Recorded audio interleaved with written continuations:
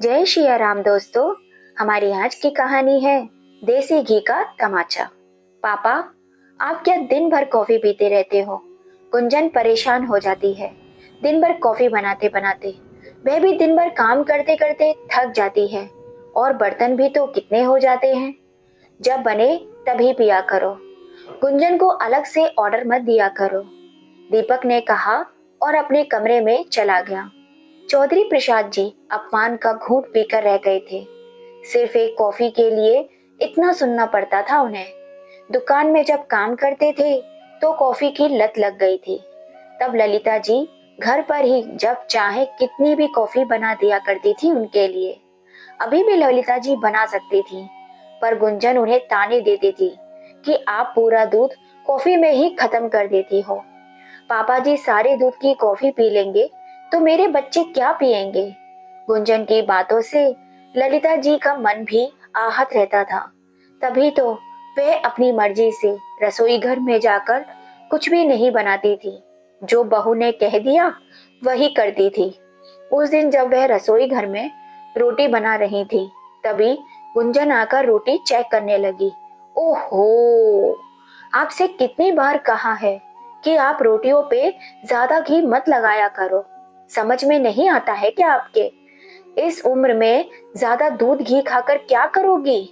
ज्यादा दूध घी खाओगी तो गैस बन जाएगी और फिर हमें डॉक्टर के पास ले जाना पड़ेगा। एक तो दूध घी इतना महंगा और ऊपर से डॉक्टर का बिल इतना महंगा, फिर दवाइयां भी कितनी महंगी पड़ती हैं। अपनी बहू की बातें सुनकर ललिता जी चुप हो गई। उस दिन के बाद से बहू ने घी का डिब्बा छिपा कर रख दिया था, तो ललिता जी रोटी बिना घी चुपड़े ही खा लेती थी। हालांकि घी के बिना रोटी उनके गले से नीचे नहीं उतरती थी, फिर भी वह कोशिश करती। और चौधरी जी को डॉक्टर ने कमजोरी के कारण घी दूध खाने के लिए बोल रखा था, लेकिन जब बहू ने घी का डिब्बा उठाकर ही रख दिया तो फिर क्या कर सकते थे? उनके पास तो इतने पैसे भी नहीं थे कि वह अलग से घी ला सकते। तो ललिता जी उन्हें बड़े प्यार से समझा देती थी। अपनी बेबसी पर चौधरी प्रसाद जी आंसू बहा कर रह जाते थे। कुछ दिनों बाद उनके घर में बहू के मायके वाले आने वाले थे। गुंजन तो सुबह से ही तैयारियों में लगी हुई थी। घर पकवानों की खुशबू से पूरी तरह से महक रहा था। कचौरी, हलवे और पूरियों की महक घर में चारों तरफ फैली हुई थी। तभी दीपक आकर बोला, पापा जी, आप और माँ आज कमरे से बाहर ना निकलना, या फिर एक काम कीजिए, किसी मंदिर या पार्क में चली जाइए, क्योंकि घर पर गुंजन के भाई और भाभी आ रहे हैं। बड़े ही पैसे वाले हैं, यहीं रुकेंगे और नाश्ता खाना भी यहीं पर करेंगे, तो रात निकल जाएगी। आप लोग घर में रुकोगे तो गुंजन अपने मायके वालों की खातिरदारी करेगी या फिर आप दोनों को संभालेगी। पर बेटा, ऐसी गर्मी और धूप में हम बाहर कहाँ जाएंगे? और फिर मुझसे और तेरे पापा से दिन भर बैठा भी तो नहीं जाता है। हम यही कमरे में रह लेंगे, कमरे से बाहर बिल्कुल भी नहीं निकलेंगे। ललिता जी अपने बेटे के आगे नम आंखों से हाथ जोड़ते हुए बोली। दीपक ने कुछ सोचकर फिर हाँ कहा, ठीक है, पर कमरे से बाहर नहीं आना। और यह कहकर उसने बाहर से ताला लगा दिया। दिन भर हो गया, खाने का भी समय हो गया था, पर ससुराल वालों की खातिरदारी में दीपक भूल गया कि उसके माँ बाप ने सुबह से कुछ नहीं खाया है। पानी का जग भी खाली हो गया था। ललिता जी ने पानी के लिए दरवाजे पर खटखटाया, पर कोई प्रतिक्रिया नहीं मिली। थोड़ी देर बाद चौधरी जी ने बेटे को फोन लगाया, तो दीपक जल्दबाजी में था। पापा, जल्दी बोलो, मेरी मूवी छूट जाएगी। बेटा, पानी नहीं है और भूख भी लग रही है, दरवाजा तो खोल दो। ओहो पापा, हम अभी तो आए हैं, आप थोड़ा सब्र नहीं रख सकते हो? थोड़ी देर भूख प्यास नहीं रह सकते हो क्या? परेशान करके रख दिया है। और इतना कहकर दीपक ने फोन रख दिया। दोनों दंपत्ति मन मार कर रह गए और रात को भूखे ही सो गए। हालांकि ऐसे में नींद मुश्किल थी। रात को मेहमान जा चुके थे। सुबह दरवाजे पर आहट हुई और दरवाजा खोला गया, तो ललिता जी को राहत की सांस आई। गुंजन, तेरे पिताजी रात भर से भूखे हैं, उन्हें खाने को दे दो। रात का जो भी बचा हुआ हो वही दे दो। खाने में तो कुछ नहीं बचा है माँ जी। मैंने भाई भाभी को जो बचा था सब कुछ पैक कर दिया। आपको जल्दी उठकर बोलना चाहिए था। अब सुबह सुबह मुझे भी 10 काम होते हैं। अभी खाना बना रही हूँ, पहले ये ऑफिस चले जाएं, फिर खा लेना। जब तक आप यह बर्तन निपटा दीजिए। रात को देर से आए थे, बर्तन से सिंक भरा हुआ है। ऐसे में मुझसे तो खाना भी नहीं बनाया जा रहा। गुंजन चिढ़ते हुए बोली। ललिता जी मन मारकर बर्तन मांजने लगी। गरम तवे पर पनीर के बनते देसी घी के पराठे की खुशबू चारों ओर फैल रही थी। गुंजन 4 पराठे बनाकर ले गई और दीपक के साथ नाश्ता करने लगी। कुछ देर बाद बोली, अपने और पिताजी के लिए नाश्ते में रोटी सेक लीजिए। पनीर का मसाला खत्म हो गया है। ललिता जी बर्तन छोड़कर मुड़ी ही थी कि गुंजन फिर से बोली, पहले बर्तन तो सारे मांज लो। बर्तन मांजते मांजते काफी देर हो गई थी। ललिता जी ने फटाफट आटा लगाया, 4 रोटी और अचार लेकर अपने कमरे में पहुंच गई। बड़ी देर लगा दी रोटी लाने में। मेरा तो भूख के कारण पेट दर्द करने लगा। चौधरी जी यह कहकर रोटी खाने लगे। हालांकि बिना घी की रोटी खाने में मुश्किल हो रही थी, फिर भी वह खा रहे थे, जिसे देख ललिता जी की आंखें नम हो गईं। जिस बेटे को बड़े ही नाजों से पाला पोसा था, अच्छा खिलाया पिलाया था, उसी ने अपने बूढ़े माँ बाप को 2 समय के खाने के लिए तरसा दिया था।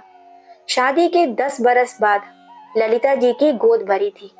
दीपक के आने से उनके जीवन का खालीपन खत्म हो गया था। दीपक घर का इकलौता और लाडला बेटा था।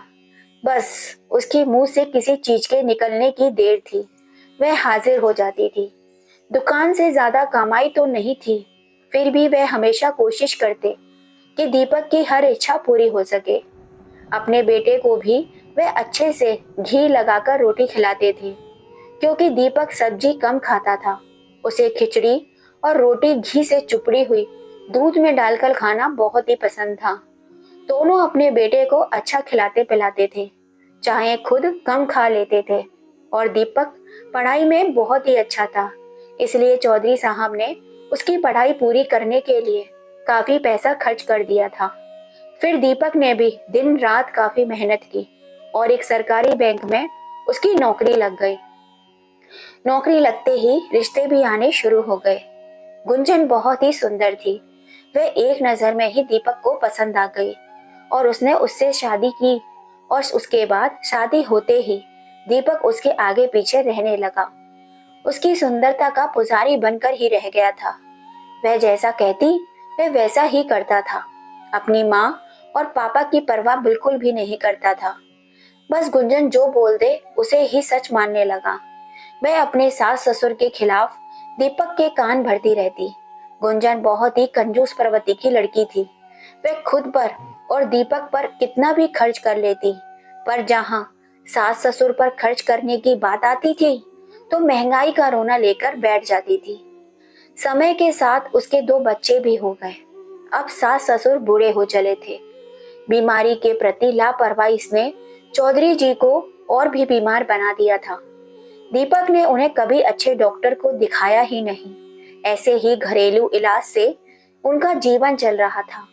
अब उनसे अपनी दुकान पर भी नहीं बैठा जाता था और दीपक के पास दुकान संभालने का समय नहीं था, तो जो भी सामान दुकान में था उसे बेचकर दुकान बंद कर दी गई।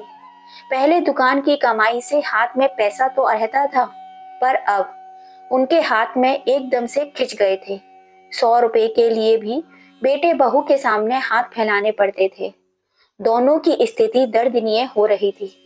बहू के साथ बेटा भी माँ बाप की परवाह नहीं करता था।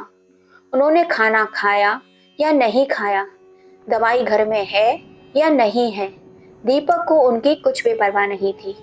दोनों बस कहने को अपने बेटे बहू के पास रह रहे थे, हम कहीं और चलते हैं, मुझसे अब यह और नहीं रहा जाएगा, मेरा तो दम घुटता है यहाँ। चौधरी जी की आंखों में आंसू लेकर बोले, हाँ मन तो मेरा भी करता है, इससे अच्छा तो भगवान हमें औलाद ही नहीं देता। 10 साल बाद भगवान ने हमें औलाद इसीलिए दी ताकि हम बुढ़ापे में इतना दुखी रहें। और अपनी औलाद के हाथों इतनी तकलीफें झेलें। इससे अच्छा तो हम भी औलाद ही अच्छे थे। हमारे बेटे ने हमें खाने के लिए भी तरसा दिया है, दवाइयाँ भी लाकर नहीं देता, कभी हमारे पास आकर बैठता भी नहीं है। बहू को क्या दोष देंगे, बेटा ही जब कपूत निकला। मैं अब यहाँ और नहीं रह सकती हूँ, मुझे आत्मसम्मान से जीना है। ललिता जी रोते हुए बोली, मैं कर भी क्या सकता हूँ ललिता, आत्मसम्मान से जीने के लिए पैसा चाहिए, वह हमारे पास है नहीं। दुकान में माल भी नहीं है, पेंशन मिलती तो सिर उठाकर जी सकते थे। ना तो बेटा है, ना ही पेंशन है। इन हालातों में हम क्या कर सकते हैं। हमारा जीवन तो अब ऐसे ही निकलेगा। अब और दिन ही कितने बचे हैं हमारे पास। इसी तरह से जी लेते हैं हम बूढ़े, और क्या कर लेंगे। चौधरी प्रसाद जी ने दर्द से कराते हुए कहा, हम बहुत कुछ कर सकते हैं, बस हमें हिम्मत जुटानी होगी। बेटे बहू के जूते मैं रोज रोज नहीं खा सकती हूँ। मेरा मान सम्मान सब आहत हो रहा है। हमें अपना पेट भरने के लिए कुछ तो करना ही होगा।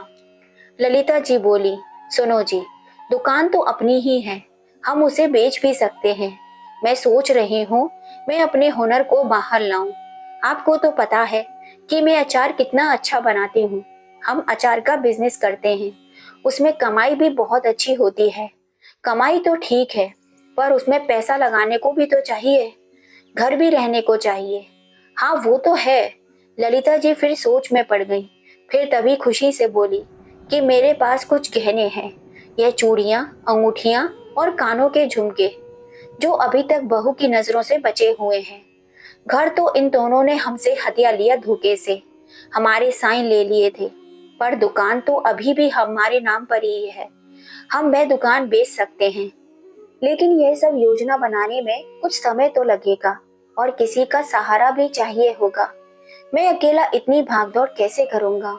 चौधरी जी बेबस होकर बोले, हाँ, हम कुछ दिनों के लिए मेरी बड़ी बहन के घर चलते हैं, उनके बच्चे हमारी मदद जरूर कर देंगे।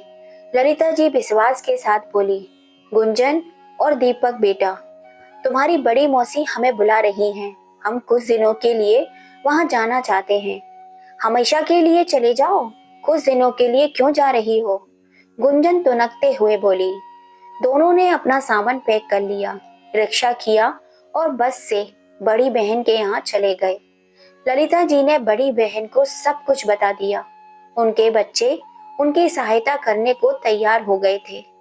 चौधरी जी को साथ लेकर वह चुपके से दुकान बेचने और इस शहर में एक कमरे वाला घर खरीद लिया। साथ में अचार बनाने वाले बर्तन और अचार बनाने का पूरा सामान भी खरीद लिया। कुछ बर्तन और बिस्तर उनकी बहन ने दे दिए। 7-8 दिनों में सब कुछ अच्छे से हो गया। अपनी जान पहचान वालों से उनकी बहन ने ऑर्डर लेना शुरू कर दिए। ललिता जी अचार बनाकर बेचने लगी। एक दिन दीपक का फोन आया, माँ, आप वापस कब आ रही हो। गुंजन गिर गई है, उसके पैर में फ्रैक्चर हो गया है, डॉक्टर ने आराम करने को बताया है, तो जल्दी आ जाओ। बच्चों को और मुझको परेशानी हो रही है, खाना भी नहीं बनता है घर में, हम लोगों को भूखे ही रहना पड़ता है।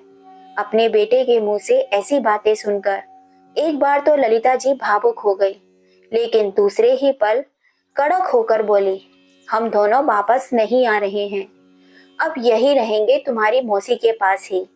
हमने घर ले लिया है, दुकान हमने बेच दी है और अपना बिजनेस भी शुरू कर लिया है। अभी हमारे पास पैसे हैं, जो दुकान बेचकर मिले थे उनसे काम चला लेंगे। बहू से कहना अब आराम से और खूब पैसे बचाए, अब उसे हमारा खर्चा इतनी महंगाई में नहीं झेलना पड़ेगा। माँ बाप बड़ी मुश्किल से बच्चों का पेट पालते हैं और वही बच्चे बड़े होकर 2 वक्त की रोटी के लिए भी तरसा देते हैं। तुझे हमने कितने नाजों से पाला था, हमसे कहाँ क्या चूक हो गई, कुछ समझ में नहीं आ रहा। यह सब सुनकर दीपक एकदम आग बबूला हो गया। आपने दुकान कैसे बेच दी। मैं तो दुकान बेचकर उस पैसों से कार खरीदने वाला था। तो ललिता जी कड़क लहजे में बोली, वह मेरे पति की दुकान थी, उस पर तेरा कोई हक नहीं है। बहू ने आते वक्त कहा, कि कुछ दिनों के लिए क्यों जा रही हो, हमेशा हमेशा के लिए क्यों नहीं चली जाती। तो हम आ गए। अब एक बात कान खोलकर सुन लो। जिस घर में तुम रह रहे हो वह घर मेरे और मेरे पति का है, जो तुमने धोखे से हड़प लिया है। उस घर का तुम्हें किराया देना होगा, वरना मैं धोखाधड़ी का तुम दोनों पर केस कर दूंगी और तुम कहीं के नहीं रहोगे। माँ, ये कैसी बातें कर रही हो आप? एक तो धोखे से दुकान बेच दी, ऊपर से हमारे सर से छत भी छीन लेना चाहती हो। बेटा, जब तुम अपने माँ बाप के हाथ से उनका निवाला छीन सकते हो, तो मैं तुम्हारे सर से छत क्यों नहीं छीन सकती हूँ? और ये मेरा आखिरी फैसला है। या तो तुम उसका हर महीने हमें 30,000 रुपये किराया भरोगे, या फिर मैं तुम पर धोखाधड़ी का केस दर्ज कर दूंगी और तुम्हें घर से धक्के मार कर बाहर निकाल दूंगी। सोच लो, तुम्हें कौन सा फैसला मंजूर है। इतना कहकर ललिता जी ने फोन रख दिया। उनका अचार का बिजनेस चल निकला था। उन्हें बड़े बड़े ऑर्डर मिलने लगे थे और अब उनके नाम के ब्रांड के साथ अचार के डिब्बे मॉल में भी जाने लगे थे। कुछ ही महीने में उनके दिन फिर गए। अब उन्होंने नौकर चाकर रख लिए थे। वह अपनी निगरानी में उनसे सारे अचार बनवाया करती थी। उनकी अच्छी आमदनी भी होने लगी थी। अपने माँ बाप के पास इतना बढ़ता हुआ पैसा और नाम देखकर गुंजन और दीपक माफी मांगने आए, पर ललिता जी और चौधरी जी ने उन्हें माफ नहीं किया। अब तो मजबूरी में उन्हें हर महीने 30,000 रुपये अपने माता पिता को भेजने पड़ते थे। उन्होंने लाख कोशिश की अपने माता पिता को मनाने की, पर वे अपने फैसले पर नहीं हटे और चौधरी प्रसाद जी ने अपनी वसीयत में लिखवाया कि जो भी उनके पास है, रुपया, पैसा, जमीन, जायदाद, वे सब कुछ उनके मरने के बाद किसी संस्थान या अनाथ आश्रय में दान कर दिया जाए। हमारी मेहनत की एक एक पाई हमारे बेटे को नहीं मिलनी चाहिए। इंसान हर दुख झेल सकता है अगर उसका परिवार साथ हो, मगर जब अपने ही बच्चे दुख देने लगे तो बूढ़े माँ बाप की हिम्मत टूट जाती है। जिनको पेंशन मिलती है वह तो सम्मान से फिर भी जी लेते हैं, पर जिनको पेंशन नहीं मिलती है उनको अपने ही बेटे बहू के आगे हाथ रोज अपमानित होना पड़ता है। हर चीज के लिए तरसना पड़ता है। समाज में हम वृद्धों की स्थिति बद से बदतर होती जा रही है। पढ़े लिखे शिक्षित समाज को इस बारे में सोचना चाहिए कि बूढ़े माँ बाप इस बुढ़ापे में कहाँ जाएं। तो दोस्तों, आपकी क्या राय है इस कहानी को लेकर? अपनी राय हमें कमेंट करके जरूर बताइएगा। और कहानी पसंद आई हो तो ज्यादा से ज्यादा इसे अपने फैमिली फ्रेंड में शेयर कीजिएगा। अभी तक लाइक एंड सब्सक्राइब नहीं किया है तो जल्दी से कर लीजिए। पास में लगी घंटी को दबा दीजिएगा, जिससे हम जब भी कोई नई कहानी डालें उसका नोटिफिकेशन आपको सबसे पहले मिल सके। फिर मिलेंगे आपसे ऐसी ही किसी कहानी के संग। जय श्री राम दोस्तों।